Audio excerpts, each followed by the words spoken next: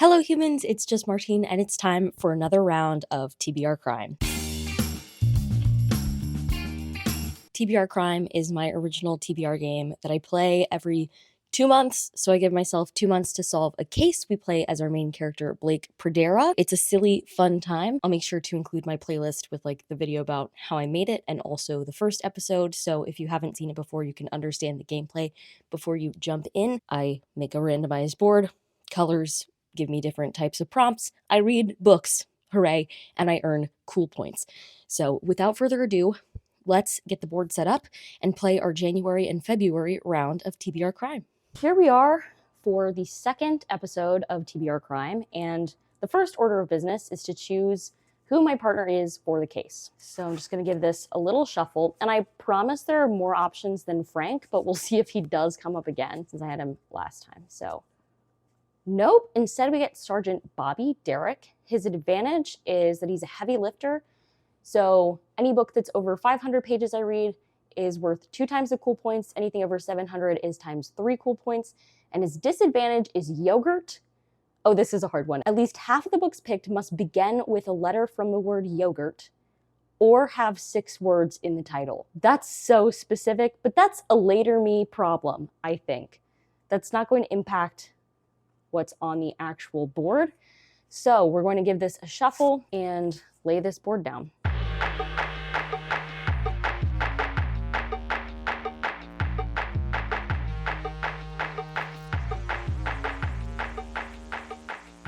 Okay, so this is what the board looks like, and I'm definitely not nervous at all. So let's go roll 1. Blake and Bobby are on the case. And off to a slow start with some immediate drudgery. Oh, there's a witness. That's helpful.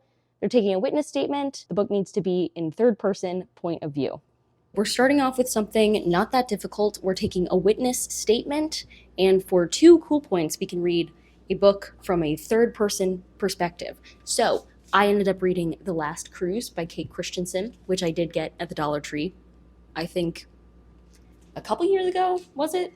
Not recently. And I'm giving this 3.5 stars. I almost gave it 4 stars, but then the ending happened. And the ending was the most abrupt ending to a book I've ever read. And I think I understand what she was trying to do with it, but at the same time, I was reading somebody else's review and they were like, it felt like she wanted to stop writing. So she did. I don't know how to categorize this. Is it a contemporary? Is it a literary fiction? I never know the difference between those two. But it's a book following several different characters who are going on this cruise for various different reasons. We're following one of the chefs on board. We're following a passenger who's going with her friend. We're following a person in a string quartet that's performing on board. And what's so special about this cruise is it's the last cruise for the ship, the Queen Isabella, before the ship is being retired. So all of these people get on board this boat and they all have vastly different roles on the ship, and then things start to happen. There's some discontent among the workers for how they're being treated because basically all of them are told, after this one, your contract's being canceled with our entire cruise company. The friend that Christine came with is a journalist trying to get the scoop on all of these workers and what life is like working for a cruise business. Company, is it? A cruise company? Cruise business. The chef is trying to navigate the waters. He's a sous chef, so he's under the executive chef, and the executive chef on this trip is a whole lot. The woman in the quartet is dealing with some things because her ex-husband is in the quartet. I mean, they've been divorced for 20 years, but she also has feelings for another person in the quartet, so how is she going to handle that? So it's a lot about interpersonal dynamics and stuff.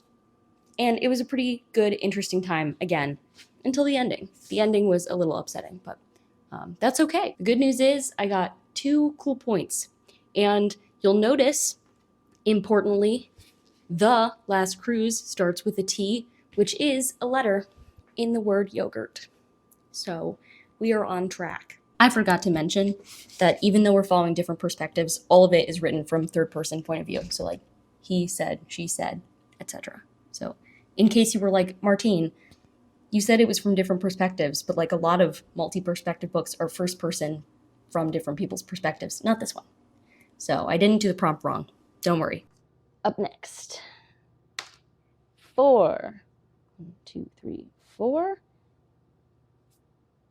An action. They examine the scene. These are all good beginning of a crime scene things. We're looking for a book with a source of light on the cover. Boom. We have examined the scene. We've read a book with a source of light on the cover because I read Grave Talk. Not TikTok about graves. Grave Talk as in to speak. And I'm giving this 3.5 stars. I got this as an Amazon first read. I think it was only a couple months ago. And I got it because the concept seemed really interesting. And there is in fact a source of light on the cover because is that the sun behind the tree? I think so. The concept is that we're following these two characters. Each has recently endured a loss. At the beginning of this book, the female protagonist has just lost her husband, and the male protagonist has lost his brother. And the way that they meet is that the graves of their loved ones are next to one another, and they happen to be in the graveyard on the same day visiting their loved ones. And one of them is very conspicuous because the male protagonist who lost his brother, part of his brother's will is that every year on a specific anniversary, this brother is to visit the grave in whatever wacky costume the deceased brother picked out and laid out in his will. So in the opening scene of the book, we're in this depressing graveyard, and this adult man dressed as Kermit the Frog appears. And things kind of go from there. So these two begin to form a tentative friendship because every year they are at their loved ones' graves on the same day, and they both know what loss feels like. So they start talking about that. There were some things I really, really loved about this book, but it just didn't hit. Like the writing, there was something missing. The plot was only so-so to me. The characters, I think, were not my favorite characters. Yeah, I don't know. I had a lot of fun with it, which is a weird way to talk about a very sad book, because it was sad. It talked about grief the whole time. But there was also lots of like hope and happiness in it in some ways. And so I appreciated that, but it just didn't land in exactly the way that I wanted it to. So, and I think you read the first chapter and this man appears as Kermit the Frog in this graveyard, and you say, I understand what this book is going to be now. And that is probably true. But you know what? There's a source of light on the cover. And even more importantly, grave starts with the letter G, which is a letter in the word yogurt. So we have once again successfully gotten a title with a letter from the word yogurt in it. And we only need to do that for half of our books, but I'm really trying to stack it because I don't know how many books we're going to get to. I do. But just in case, every one that I can possibly make either a 6-word title or start with a letter from the word yogurt, I'm taking it. I think I just lost it for a second because I was like, wait, doesn't yogurt have 7 letters in it? No, I had to look at it spelled out. It has 6 letters. I didn't mess up making that prompt. Okay. Point is, I read the second book. Let's see what we get next. Next up, a 3. 1, 2, 3. Uh-oh. Blake and Bobby have a fight, and we have to read an intimidating read. Okay, so normally I wouldn't talk to you until after I finished the book I picked, but I just need us to take a moment and acknowledge what's about to happen here, because I need to read an intimidating read. And there was one book that came to mind when I saw this prompt, and I had a moment of like, girl, don't do it. I'm not gonna do it. And I'm going to do it. And so you're watching me make a bad decision in real time. So let's just acknowledge that that's what this is. Let's also acknowledge the date. It's January 19th today, and I have until the end of February to finish this case. And this is my third prompt. We are not that far along in the board, and who knows what other prompts we will get. Regardless, I am picking this book. It's the next Outlander book. I read one a year, so I guess now is my moment this year. This copy is 1,117 pages long, and I have not started it yet. The goal is to start it today, January 19th. Wish me luck. If there's one thing that's going to keep this case from being cracked, it will be this book, either directly or indirectly by not letting me read any of the other books. But we'll see. It's February 9th. And last night, I finished Written in My Own Heart's Blood. I'm giving it 4 stars. I actually had a really good time reading this, even though it obviously took a lot of reading time. I forget exactly how many hours this took to read. I'll try to remember to pop my Bookly screenshot up here for how long. But she took a while, because when a book's over 1,000 pages, it'll do that. At least I only read books over 1,000 pages that I enjoy. And the ending made me squeal. It was so cute. I'm so excited to see what happens in the next one. And honestly, I'm happy that I chose chaos and went with this intimidating read, because I like to read at least one of these a year. I'm always so busy with different projects. It always feels like this should be put on the back burner. And so to have a reason to put it up in front and a priority and have to get through it was, I think, really good for me, and also just enjoyable. It made it so that, like, yes, I had to get through over 1,000 pages, but I don't know how to explain it. It was just,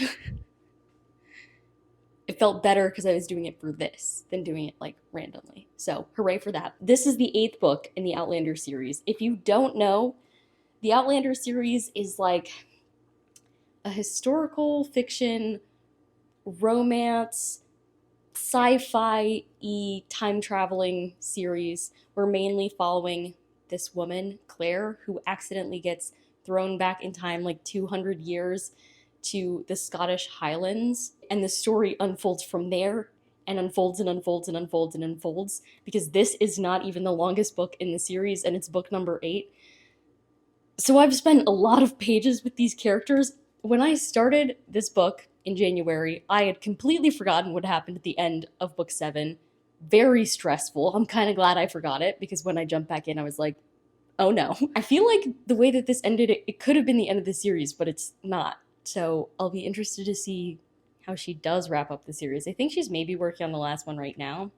Anyway, I just love all of these characters. The plot, I think, is nothing special. Life and history in particular is kind of happening to these characters, and that is the plot. We see how they interact with history, especially like Claire, because she knows sometimes what's going to happen. So like by book 8, we're well into the American Revolution. So that's interesting, and there were some moments in here that I like knew what was going to happen, and then it happened, and I was like, that's history for you. There was one moment where like I quoted a line from Hamilton, the musical, and then that thing happened, and I was like, yeah. That was fun. Stressful, but fun. And this series is especially interesting because Claire is a doctor. When she's thrust back in time, she loses access to a lot of medical technology, but she still very firmly believes that she should help the people that she's able to. So seeing her work with her knowledge that they lack in that time period, but then without the technology that she would have in the future, is always so interesting. So I'm still reading the series because I like following the characters and seeing them interact with one another, and I also like seeing all the medical things that happen. So yeah, 4 stars. It was quite a fight with my partner that I had.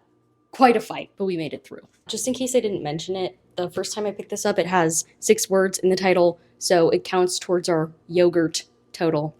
Hooray. And I get 3 points for this. Feels like I should get more points, but 3 it is. It would actually be 9 points because it's a book over 700 pages, so Sergeant Bobby Derrick is a heavy lifter. That's a multiplier of 3, so 9 points. Still, could be better. For roll 4, 2, 1, 2, a bonus. Create the perfect backstory. Add a doubling bonus to a past prompt.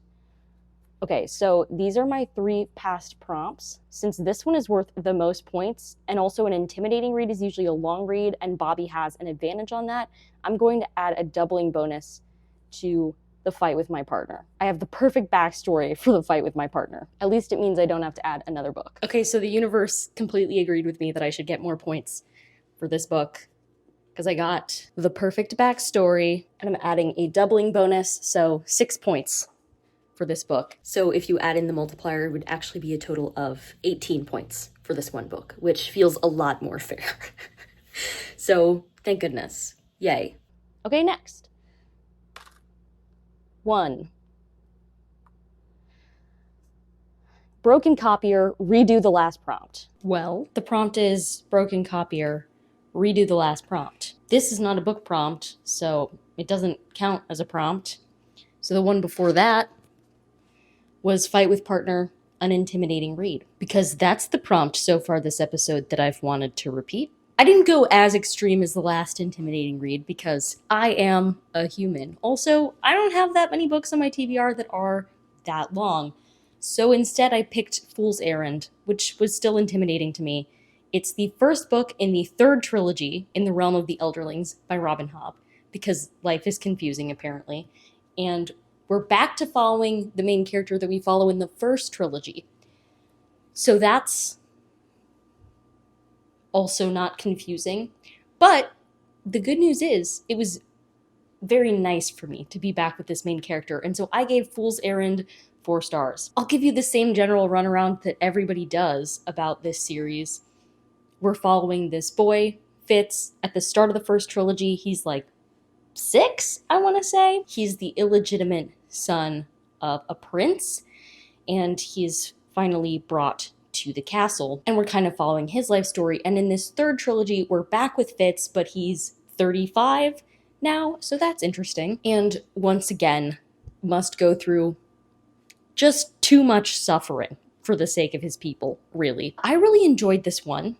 It was a bit slow. That's what I would say about all the Fitz books so far. They're largely slower than the live ship books, but in some ways that's nice for me because I get enough time to have like a deep connection with the characters. The problem with the Live Ship Traders series is we're following so many different perspectives, and that means everybody's going to find somebody that they love. But that also means you can't like always read from the perspective of the person that you love. And all the books about Fitz were just in Fitz's brain. I'm not sure that he's my favorite person, but there's this famous quote about like loving people up close, and like knowing somebody well inevitably means that you will love them, and that's how I feel about Fitz. I mean, he was always fine. I never disliked Fitz, I should say, but he didn't immediately grab my heart, and now, like, he has my heart, not as much as the Fool. No one will ever have my heart as much as the Fool in this universe, but yeah, so grown-up Fitz. That's crazy. I had a good time reading this, and I read it pretty quickly. I read it in 6 days, which is good because time isn't taken away. Take that, copier. I did another intimidating read. Booyah. And the good news about a prompt like intimidating read is that with Bobby Derrick as my partner, it means I'll get more points. Now, this one I won't get as many points as the last one, not just because I can't use the doubling up prompt, but because it is shorter, so it's under 700 pages. But I still get double the points with Sergeant Bobby Derrick if it's over 500 pages, and this definitely was. So, heck yeah. 6 more cool points. But at what cost? Next roll. 2. Slowly but surely, make an entrance. Read a recent purchase. The prompt was, make an entrance, read a recent purchase. And for this, I'm counting things not only that I purchased, but also like if things were gifted to me recently. Basically just a recent acquisition of some kind, just because I don't think I have like a recent I bought this with my money purchase here with me. So we're gonna do it this way. And for this, I read Escape by James Patterson and David Ellis. The and David Ellis is written really small because they just want you to notice James Patterson, but somebody else worked on this too. Let's shout them out. And I'm giving this 3 stars. Here's my main gripe, I would say, with this book. It is marketed as something different than it is. The synopsis of this book happens around the 90% mark. Like everything that is described here happens near the very end. So for most of this book, this synopsis is not at all related to what you're reading. I'm guessing that's the case for the synopses online too. So let me tell you what this book is actually about. In this book, we're following Detective Billy Harney. He's trying to solve some crimes. Basically, when we're opening this, there's like a missing girl case that he's working on. He and his partner have like cut on to something, and then stuff goes sideways because we were setting up a book, right? So something needs to happen to facilitate that. He loses his partner and is kind of transferred to a different division. And throughout this story, he's working on several cases at once, but these cases are also vaguely connected in some way. And so we're following a case, but it's actually like a lot of cases. That made it kind of a disaster at points. Like there was just a lot going on, and for most of the book, it felt like there was absolutely no point to that, especially the level of detail they were giving to each case. And again, this was marketed as something different than it was. So even like it's called Escape, and on the back, it really emphasizes this prison escape. That seemed really interesting to me when I was gifted this book. I was super excited about that because, yeah, this synopsis sounds like a book that I would love. There was an escape in this book. It played a very, very, I would say, small part, or took place over only a small part of this book. It was still an okay detective story, you know? But I was just peeved that I was reading this book, and I was like, when is this going to happen? And so when it happened around the 90% mark, literally there's like a message on the back from one character to another, prominently on the back of this book, that is written 90% of the way into this book. So that's not what a synopsis is for, which is annoying. I read it, and I'm glad I gave it a shot because it did seem like something I would love. So obviously I wanted to read it. And 3 stars is not a bad rating. It's just like, this wasn't what I wanted it to be. And that's upsetting. And I don't think that's because I misconceptualized it. I think that's because they marketed it incorrectly. They marketed a totally different book than they had. And that's on them. That being said, I do get 2 cool points. So let's see what's next. I'm not pleased with how many prompts we already have. But we're going to move some more. 1, 2, 3, 4, 5. Major Crimes tries to steal your case. Read a play, because they made a play for our case. That's clever, past me. I see what you're doing. What play am I going to read? Major Crimes just tried to steal this case away from me, which is annoying. So I'm reading a play, or I read a play. I guess. I already read it. I'm here to review it. I'm gonna get 3 cool points and take it back. So for a play, I was like, what play am I going to read? And then I figured out that The Crucible is a play, which I didn't know because I didn't know anything about The Crucible. People might be watching me right now being like, obviously The Crucible is a play, but I don't know. All I knew about The Crucible was that it was a classic. That it's famous, that's what I knew. I guess vaguely somewhere along the way, somebody had told me this was about like the hysteria in Salem around the witch trials, but I didn't associate the name The Crucible with that idea in my mind. I knew there was a classic somewhere about that. Turns out it's The Crucible. I'm giving this play 3 stars. Like I said, it's about the hysteria in Salem, Massachusetts in 1692 that led to and started the Salem witch trials. I wouldn't say it's a large cast of characters, but it felt large for some reason. We're following like the pastor in the town. We are following some of the children who are responsible for the beginning of the hysteria. Eventually, we shift our focus to a character that is very much like a victim of that hysteria. I would say I liked the middle. The middle was good. The ending was fine. The beginning was confusing, which I guess makes sense because it was confusing for them too. That was the general vibe, is they were like, I don't know what's happening here.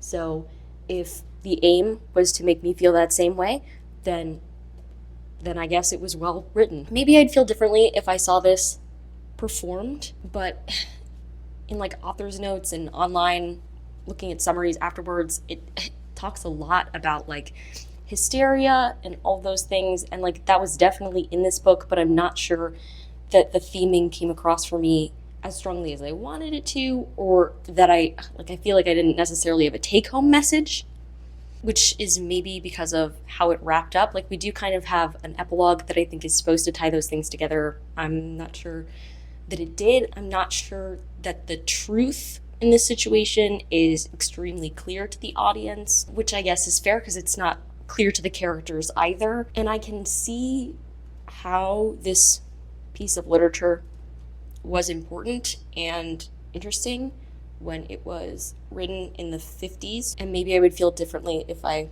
hadn't ingested lots of other media about not only witch trials in general, but the Salem witch trials in particular. It didn't feel new to me, which is not the fault of the author, because like this play was new when it was written, you know. And Arthur Miller's plays in general are fine. I read Death of a Salesman in high school and liked it better than the other plays that I was reading at the time in high school, so it seemed good in comparison. I think it just seemed okay. Like, it seemed better than Streetcar Named Desire, in my opinion. Not my new favorite thing, and I think, like, this is the same. Pretty good play.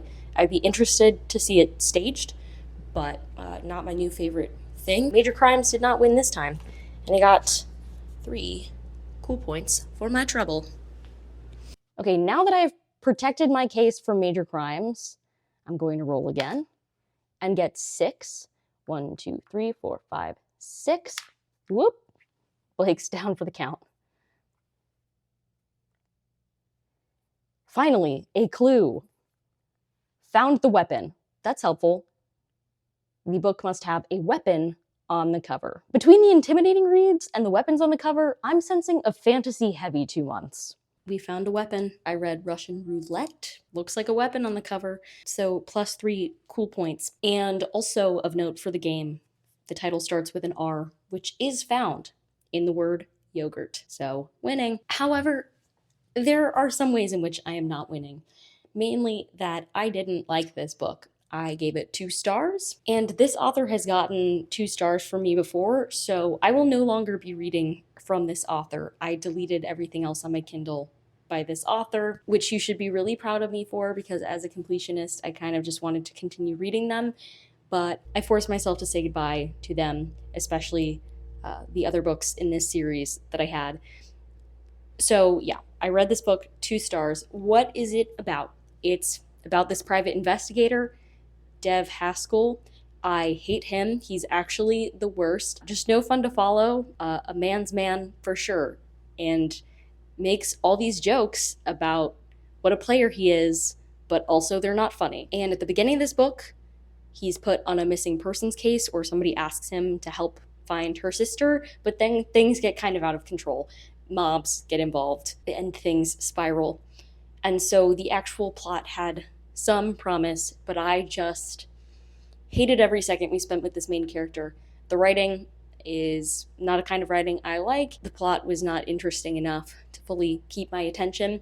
It was also very strangely paced, which I think is partially a brain issue, because I read this on Kindle, and so I was like watching the percent go up, and I was like around 60%, and I was like, surely, like, this feels like there shouldn't be much book left, but it says that there's 40% left, so I'm going and I'm going and I'm going, and all of a sudden I flip the page and it's the acknowledgements page, and it turns out that the back, like 35% of the book is a preview of the second book, which is kind of a long preview, but whatever. Just like, here's half of the book instead of a chapter or 2, just half of it. So it ended abruptly, and even though it felt like this book should be over, that's because it was taking forever to read, not because I felt like the arc was in any way satisfying and or correct. It did just end suddenly. Like, I wasn't like, surely this is the last chapter, flip the page, yes, this is acknowledgements. It was, I'm reading and I think something is happening and we're moving on to the next thing, except no, we're not. I just didn't enjoy reading this one. That's the end of my review. I didn't enjoy reading it, but I got 3 cool points, and that's what matters here.